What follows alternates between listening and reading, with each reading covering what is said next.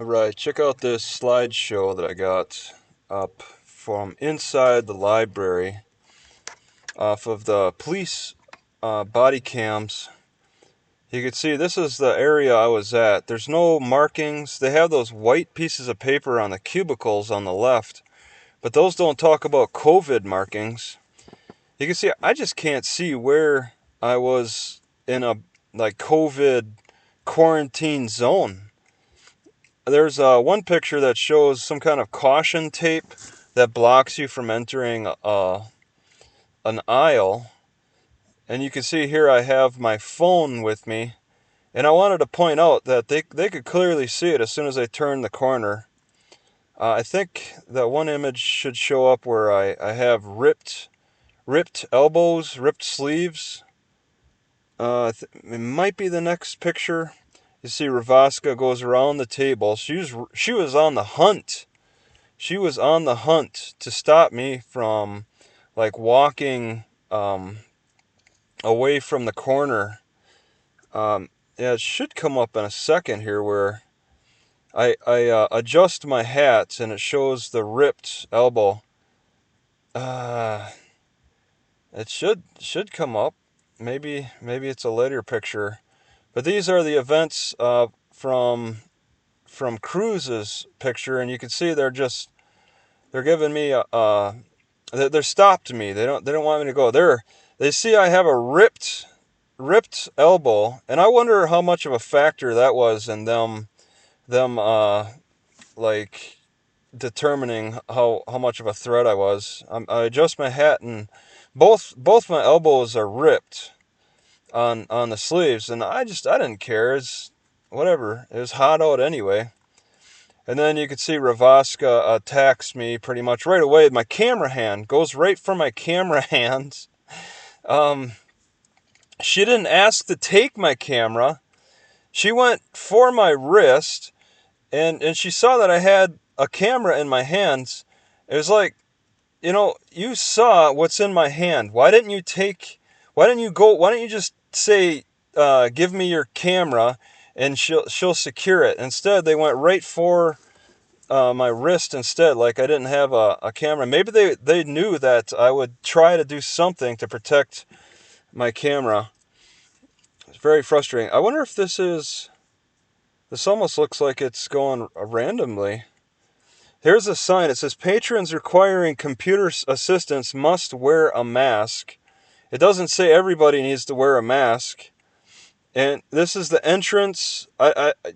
There's a caution tape off in the back there to block you from going down an aisle, but I went on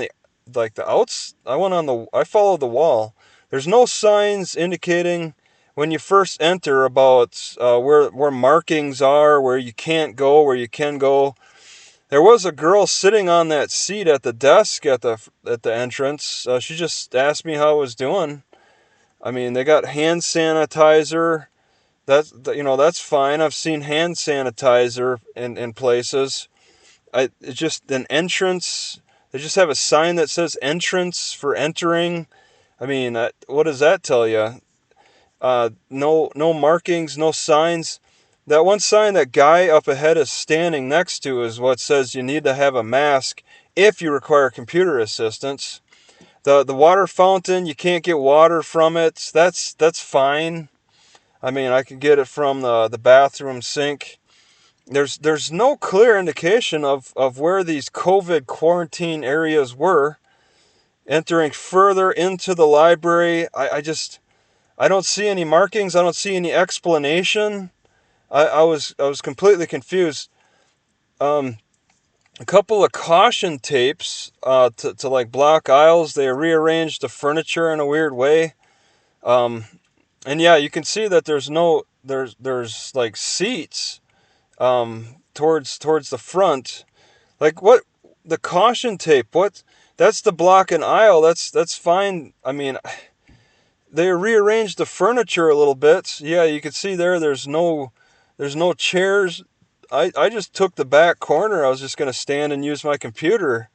And then they called the cops on me over that. You can see there's no chairs at any of the tables, but I mean, I've been in situations similar to that. It's like a regular I thought it was like a regular library. I mean, the way they have it set up, you wouldn't know that there was COVID quarantine zones until they give you a hard time about. They start verbally giving you a hard time. So it was a really confusing situation. And so I got librarians giving me mixed signals, and then the cops giving me mixed signals. First come into the city, and this is the welcome committee for me, and that's Williston, and an extremely aggressive Ravaska. You could see in here. She was actually the one who like leg locked me and took me down right away. Cruz said that he did that in his report. I got to look at his report again, but I believe Cruz said he did the leg lock, but Ravaska's the one went right for it. And yeah, she obviously she went right for my camera hands, and I mean they knew I was recording, and they just attacked me like it was like some like I was looking like I was gonna fight them or something. I think they partly didn't like being recorded, and then they saw the ripped elbows on my sleeves, and used that as reason enough to attack me, because I was poor. I'm poor, so I'm an easy target for these types of police. And there she takes my camera hand, and yeah, I wanted to. That's the side that my pocket is on. I wanted to put my camera in my pocket, but yeah, you see that's the other rips. Both elbows were ripped, and then they took me down, and I sat in jail for 6 days.